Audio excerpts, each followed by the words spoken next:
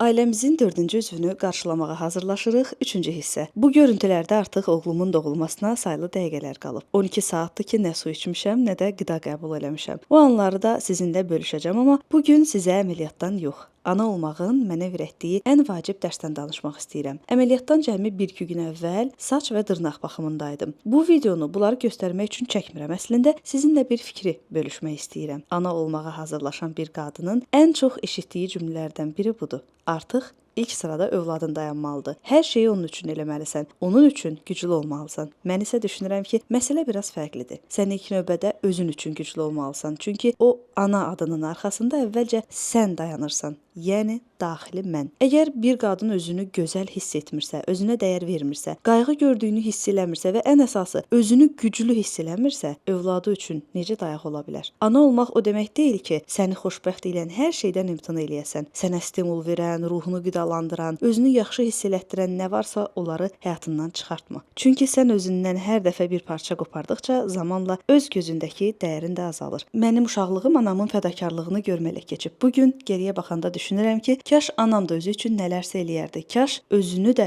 ən azı bizim qədər sevərdi, özünə də vaxt ayıraydı. Bir övlad üçün anasının sadəcə fədakar olması yox, həm də xoşbəxt və güclü olması, özünü sevən bir qadın olması çox böyük nümunədir. Mən övladlarıma yalnız fədakar ana olmaq istəmirəm. İnanıram ki, xoşbəxt ana, xoşbəxt ailənin, güclü ana isə güclü övladların təməlidir. İndi isə gəlin birlikdə oğlumu qarşılamağa gedək. Növbəti vloq daha maraqlı olacaq.